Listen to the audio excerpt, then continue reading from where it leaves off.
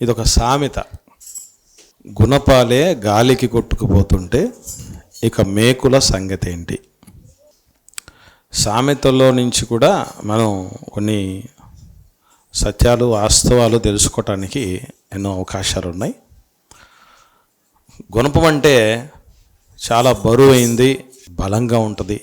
అట్లాంటిది గాలికి కొట్టుకుపోవటం అంటే మామూలుగా వచ్చే గాలి కాదు అది. ఇక గుణపమే కొట్టుకుపోయింది అనుకోండి, మేక ఎంత ఉంటుంది గుణపంతో పోల్చినప్పుడు? అది అసలు కళ్ళకు కూడా కనపడినంత వేగంగా కొట్టుకుపోద్ది. అంటే మానవ జీవితాలలో గుణపాలు కూడా కొట్టుకుపోయేంత భయంకరమైన సుడిగాలి లాంటి సమస్యలు వస్తాయి, ప్రతికూలతలు వస్తాయి, ఎదురు దెబ్బలు తగులుతాయి జీవితానికి. మనుషులంగా మనం గుర్తుంచుకోవాల్సిన విషయం ఏంటంటే, కష్టాలు మనుషులకు తప్ప మానులకు వస్తాయా అంటారు. అది నిజం. కష్టాలు అన్నవి, సవాళ్ళు అన్నవి మనం అనుకుంటూ ఉండొచ్చు కేవలం మనకే వస్తాయని.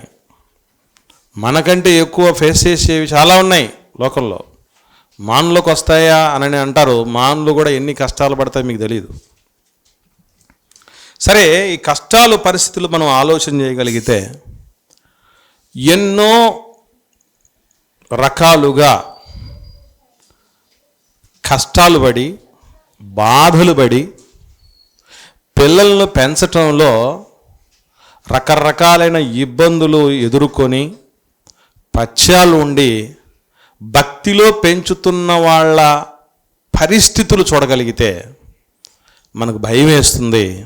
అలాంటిది అసలే పిల్లల్ని పట్టించుకోకుండా పెంచే వాళ్ళ పరిస్థితి ఇంకెంత దారుణంగా ఉంటుంది. గుణపం అంటే దేవునిలో పిల్లలని ఎన్నో ఉన్నతమైనటువంటి రీతిలో, అంటే ఒక మాటలో చెప్పాలంటే ఇంకా వాళ్ళలాగా ఎవరు పెంచలేరండి. వాళ్ళలాగా ఇంకెవ్వరు పెంచలేరు. అంత గొప్పగా పెంచినా కూడా వాళ్ళ పిల్లల పరిస్థితులు చూడగలిగితే దారుణమైన స్థితిలో ఉంటున్నాయి, చెడిపోయిన పరిస్థితుల్లో ఉంటున్నాయి. అలాంటిది ఈరోజు మన పిల్లల విషయమై ఏ రకమైన స్పృహ లేకుండా గాలికి వదిలేస్తే ఇక కొట్టుకుపోవటమే. దీన్ని మనం చరిత్రలో జరిగినటువంటి కొన్ని ఉదాహరణల ద్వారా, కొన్ని దృష్టాంతముల ద్వారా నేర్చుకునే ప్రయత్నం చేద్దాం. ప్రారంభం నుండి మనం గమనించగలిగితే ఆదికాండము నుంచి ఉన్న చరిత్రను జాగ్రత్తగా సునిశ్చితంగా పరిశీలన చేయగలిగితే మనకు రెండు విషయాలు చాలా స్పష్టంగా కనబడతాయి. కయీను దేవుడి సన్నిధిలో నుంచి దూరం అయిపోయాడు. ఆ కయీను వంశావళి అంతటిని మనం ఆలోచన చేయగలిగితే ఆ వంశావళిలో ఏ ఒక్కడైనా దేవుని వైపు తిరిగినట్టు మనం చూడగలమా? ఒక తరం కాకపోతే ఒక తరమైనా ఎందుకు దేవుడి వైపు నిలబడని పరిస్థితులు ఉన్నాయో తెలుసా? మరలా చిత్రం ఏంటంటే, ఆ కయీను సంతతిలో నుంచే పదునుగల పనిముట్లను తయారు చేసే వాళ్లకు మూల పురుషులు వచ్చారు. చాలా వాటికి ఫాదర్ ఆఫ్ అనేవాళ్ళు వచ్చారు. తర్వాత సంగీత పరికరాల్లో కనుక్కున్నటువంటి మహానుభావులు ఉన్నారు, యూబాలు అనేటువంటి వ్యక్తి కదా. అంటే ఇక్కడ మనం గమనించగలిగితే లోకపరంగా చాలా బాగున్నారు వాళ్ళు. చాలా మంచి ఆవిష్కరణలు కనుక్కుంటున్నారు. సంగీతం అంటే అది సంతోషానికి చిహ్నం, ఆనందానికి చిహ్నం, ఉల్లాసానికి చిహ్నం. ఉల్లాసంగా ఉంటున్నారు. పనిముట్లను కనుక్కొని పనులు సులభంగా చేసేసుకుంటున్నారు.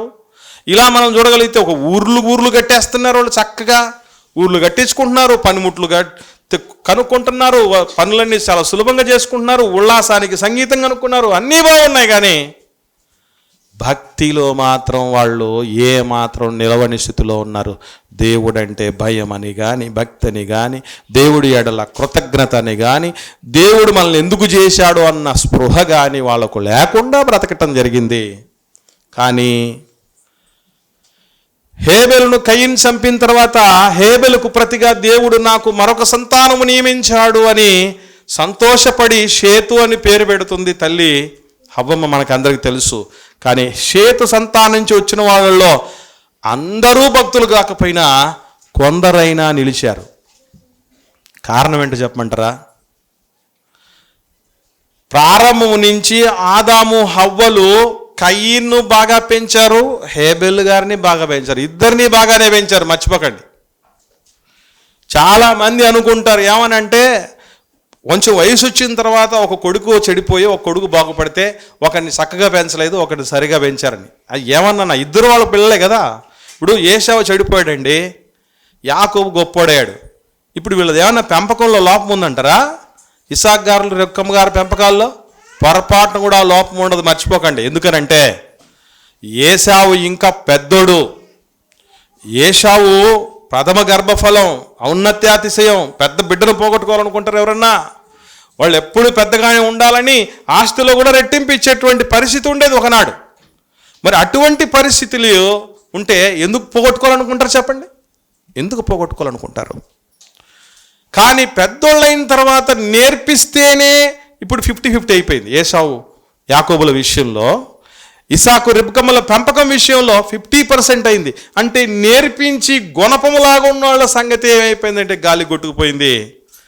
అసలు నేర్పించని కయీను సంతతి లాంటి మేకుల సంగతి ఏంటి?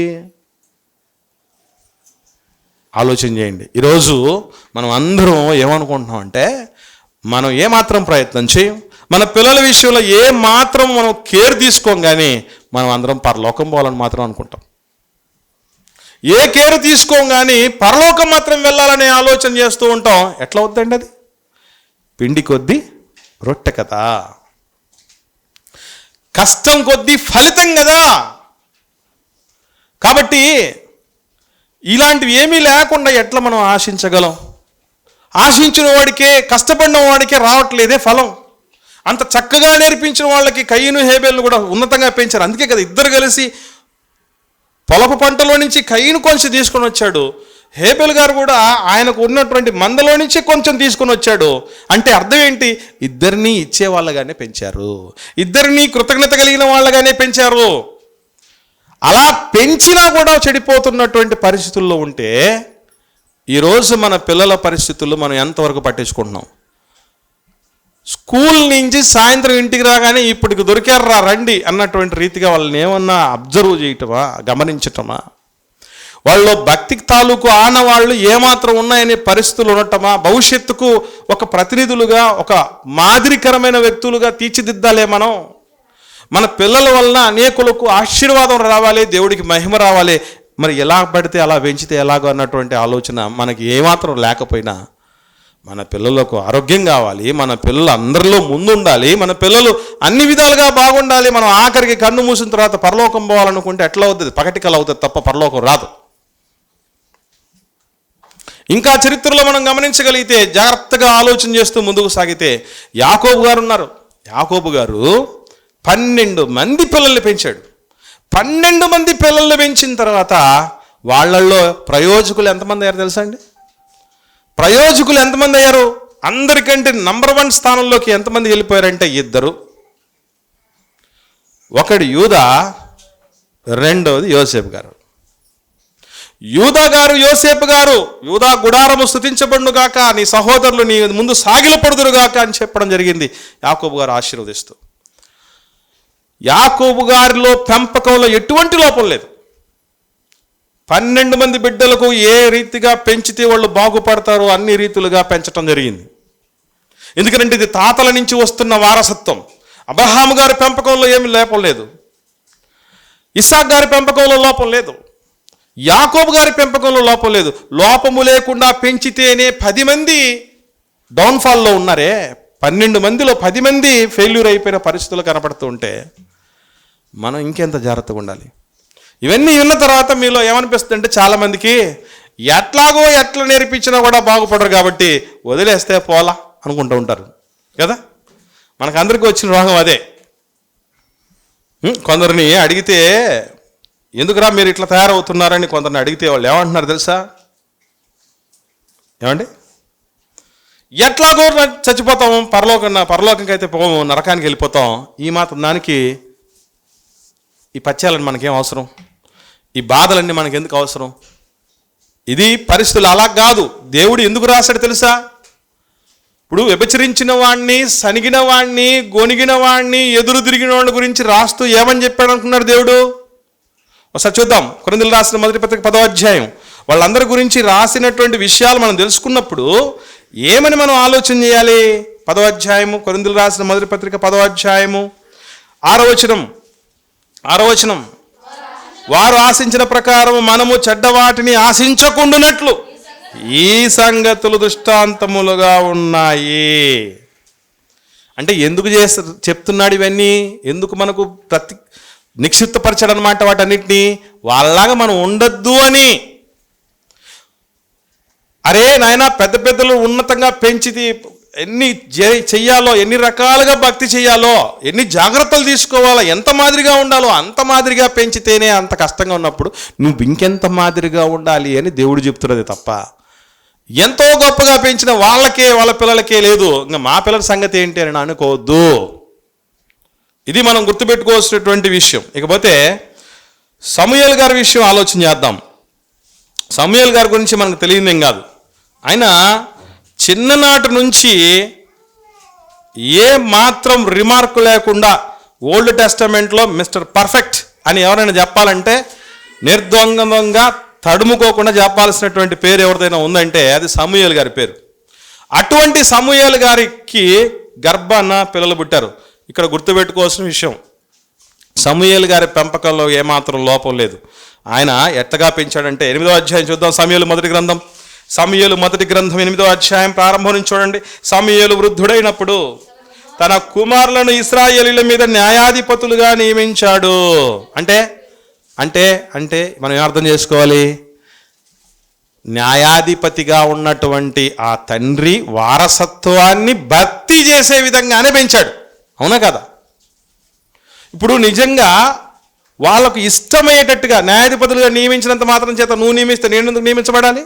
నాకు ఇది ఇష్టం లేదు, నేను ఏరే దాన్ని చూసుకుంటా అని అనొచ్చు కదా కొడుకులు. అలా అనకుండా నియమించబడ్డారు అంటే మంచిగానే పెంచాడు.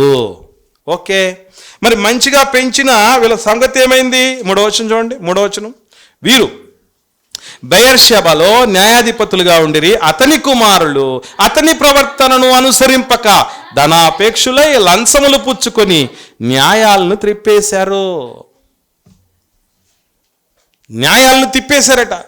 ఏంటి? నాన్నేమో చూస్తే రాజులను సైతము సరిచేసి అభిషేకించి దేవుడికి ప్రార్థన చేస్తే దేవుడు జవాబు చెప్పాలి. అంత స్టేజ్లో ఉన్నటువంటి నాన్న గర్భాన ఆ పండిత పుత్ర పరమశొంఠ అన్నట్టుగా తయారయ్యారంటే, ఇంతగా పెంచినటువంటి వాళ్ళ కొడుకులే పరిస్థితులు ఇట్లా ఉంటే ఇంక మన పరిస్థితి, మన పెంపకం పరిస్థితులు ఎట్లా ఉన్నాయి ఒక్కసారి చూసుకోండి, ఆలోచన చేయండి, ఆత్మవిమర్శ చేసుకోండి.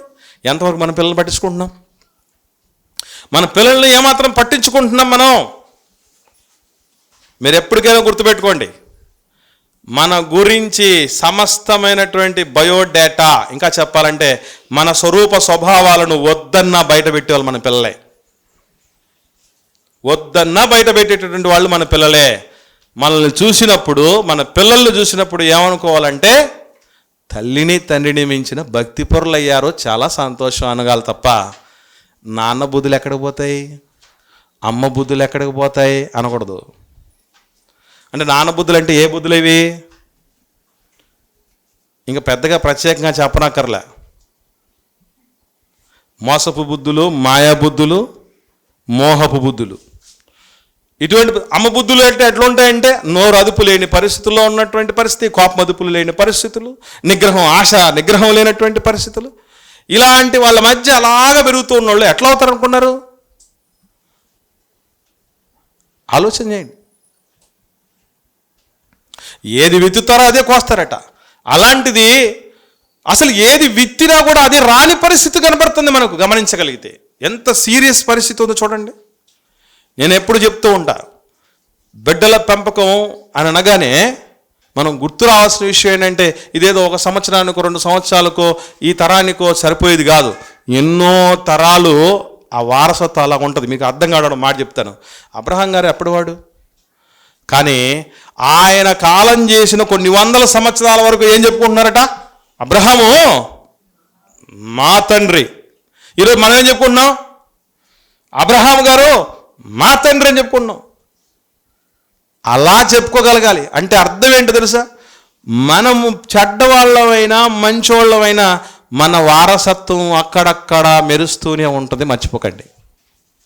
మనము కయ్యను వంటి వారమై ఉండరు. ఎప్పుడోడు కయ్యను ఎప్పటివాడు?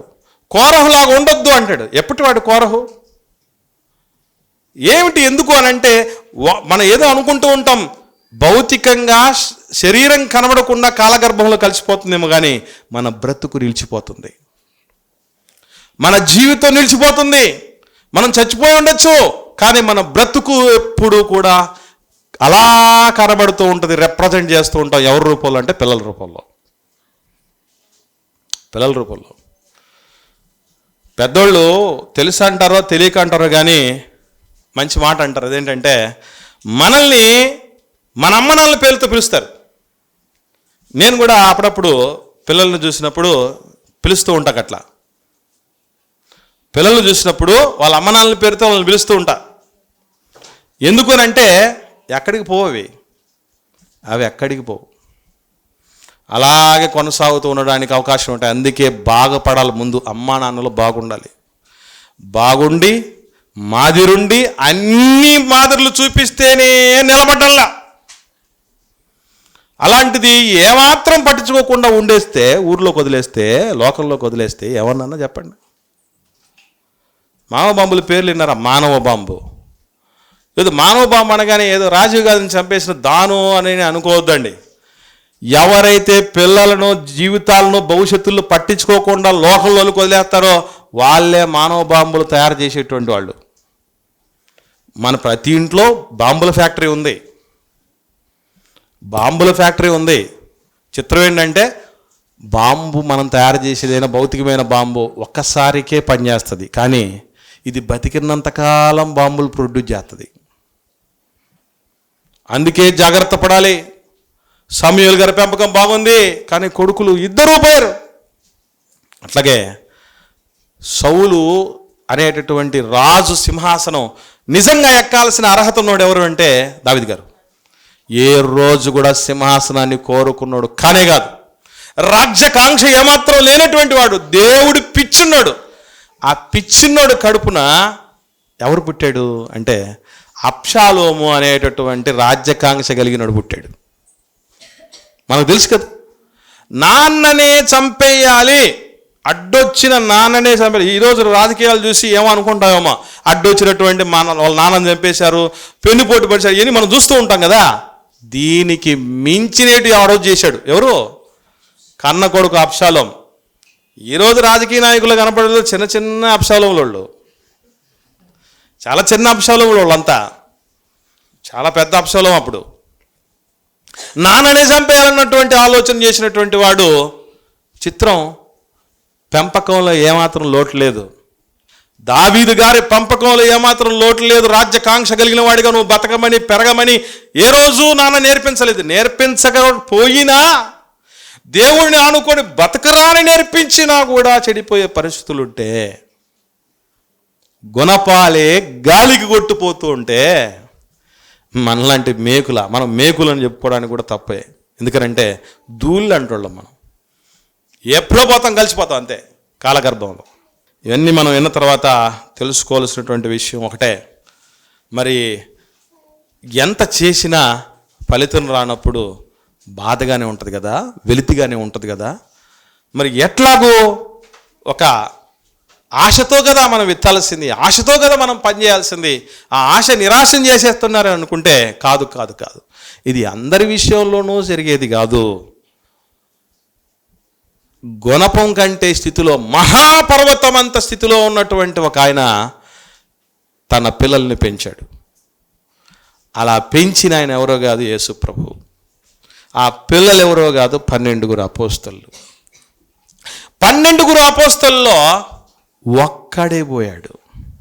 ఒకసారి 11/12 × 100 అంటే పర్సంటేజ్ కొట్టండి, ఎంత వస్తుందో చూడండి.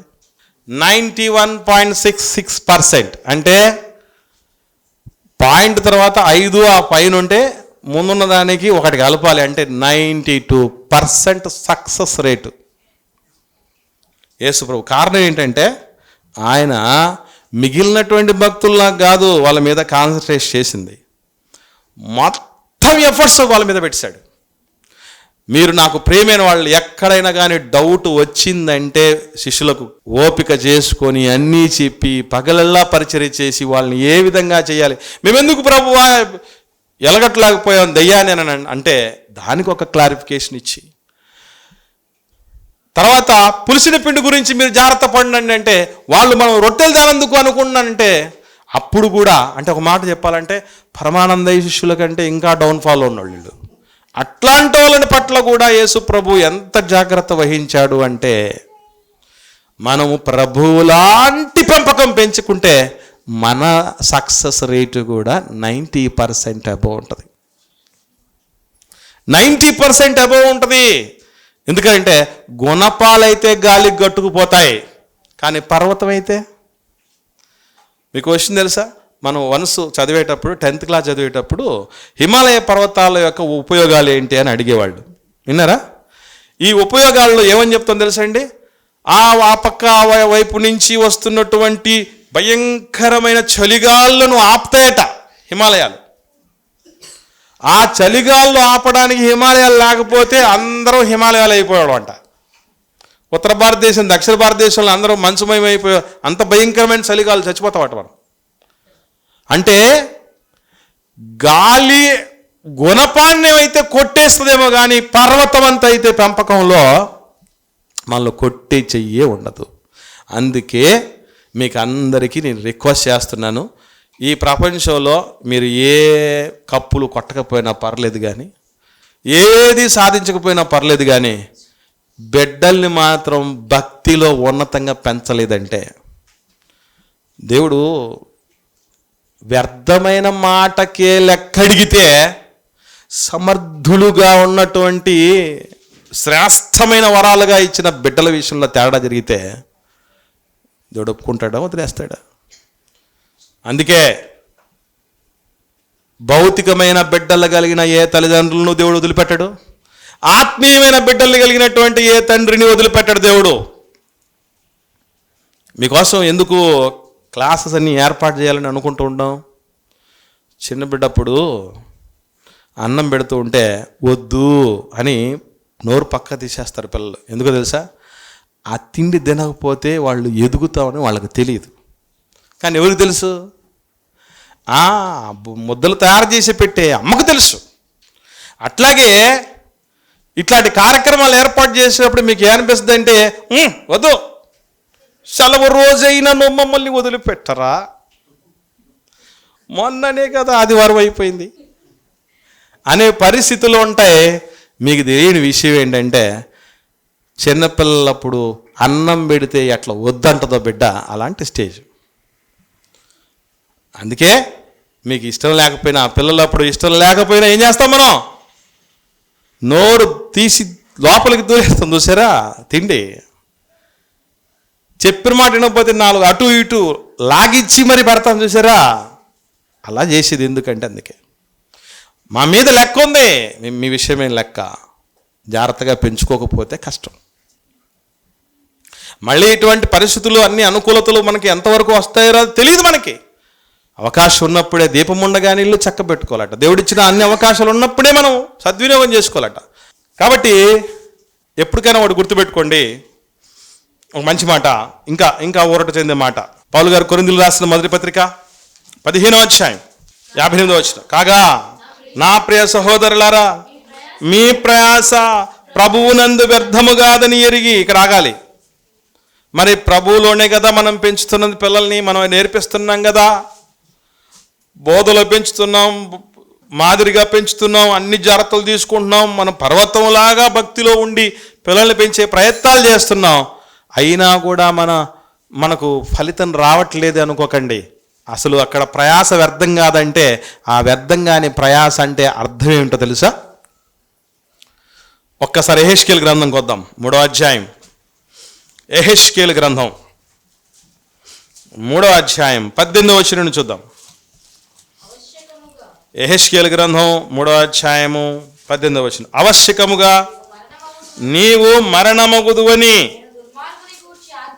నేను దుర్మార్గుని గురించి ఆజ్ఞ ఇయ్యగా నీవు అతని హెచ్చరిక చేయకయు అతడు జీవించినట్లు తన దుర్మార్గతను విడిచిపెట్టవలనని వాణ్ణి హెచ్చరిక చేయకయు ఉండిన ఎడలా ఆ దుర్మార్గుడు తాను చేసిన దోషమును బట్టి మరణమును గాని అతని రక్తమునకు నిన్ను ఉత్తరవాదిగా ఎంచుదును. అంటే అర్థం ఏంటి? నువ్వెందుకు చెప్పలేదు, నువ్వెందుకు నేర్పలేదు అని అంటే, వాళ్ళు ఎట్లాగో నేర్చుకోరు కాబట్టి చెప్పలేదు ప్రభువా అంటే కుదరదు. దేవుడు దాన్ని కన్సిడర్ చేయడు. నువ్వు చెప్పు, వాళ్ళు వింటారో వినరో తర్వాత సంగతి. ఇప్పుడు సేవకుడిని నువ్వెందుకు కార్యక్రమాలకు ఎందుకు ఏర్పాటు చేయడం, ఏం ప్రయోజనం ప్రభువా ఏర్పాటు చేసినా రారు అనకూడదు. చేసిన తర్వాత ఒక్కరు వచ్చినా ఇద్దరు వచ్చినా గోడలకు కొమ్మలకు కెమెరాలు ఎందుకు పెడుతున్నాం అనుకున్నారు? మీరు వినకపోయినా ఈ అరణ్య రోదన వినేవాళ్ళు కొంతమంది ఉంటారని.